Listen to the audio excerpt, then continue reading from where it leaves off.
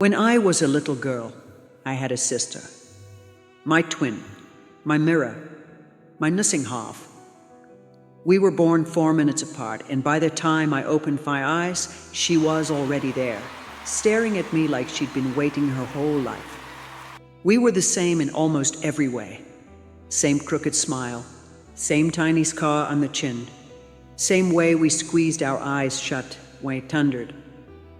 We grew up in Lublin, Poland, in a cramped flat above my mother's dressmaking shop. We didn't own much, but in the corner of the living room stood an old upright piano. Its wood faded and cracked, a few keys stuck or broken. It didn't matter. That piano was enough to turn our small world into something big and bright. I played the piano, she played the cello.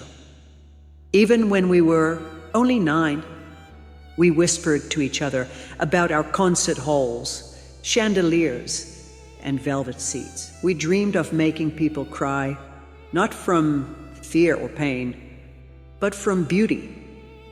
Mama would lean against the doorframe, wiping her hands on her apron, listening as we stumbled through our little compositions. She always said, "If you keep playing, maybe the world will have to listen." And for a while, it did. Neighbors on their way upstairs would pause and hear our practice. Someone would clap from their hallway. People smiled. People hummed our melodies under their breath. We truly believed that as long as we made music, nothing could hurt us. But then the world changed. I remember the morning the soldiers came, the hard echo of boots on the stairwell, the pounding on the door that shook the walls, my mother's voice, sharp with terror, shouting our names. They pushed us into the streets with everyone else. The air smelled like smoke and metal. I reached for my sister's hand, but before our fingers could touch, someone yanked her away, dragging her into the crowd. She screamed my name once, only once, and then she disappeared. I never saw her again. What came after was a long, suffocating silence. I survived somehow, but everything that made life feel like life was gone. My parents, our home, our language spoken freely in the open air, our music. For years I couldn't even look at a piano. And then I finally sat down again. My hands refused to remember anything except the little melody we wrote together when we were children, huddled close over the keys. I played that melody every night for 8 decades. Half a song, because the other half belonged to her. Then last year, a letter arrived. It said, "You have a living twin." I almost threw it away.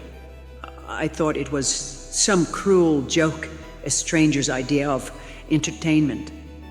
But then I saw her, my own face, older and marked by years I hadn't witnessed, looking back at me from a video screen.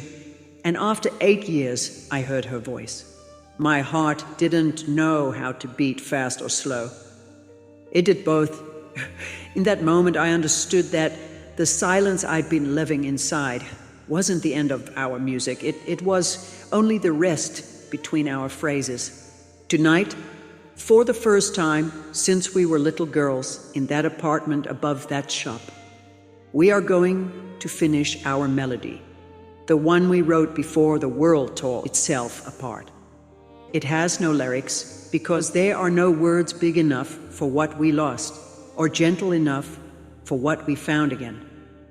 This piece is for our mother and father, for the children who never returned, for all the voices that were silenced mid-sentence, mid-laughter, mid-song, for the music that waited patiently in the dark, refusing to die.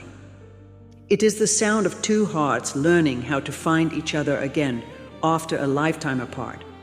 It is what silence becomes when it finally remembers how to sing.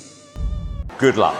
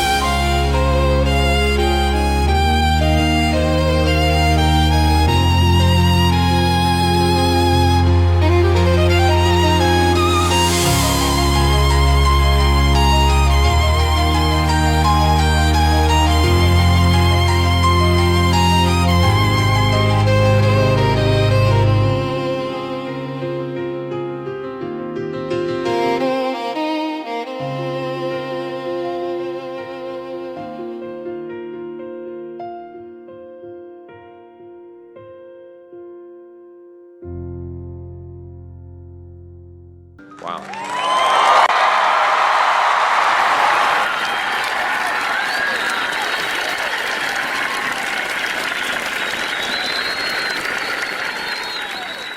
Good luck.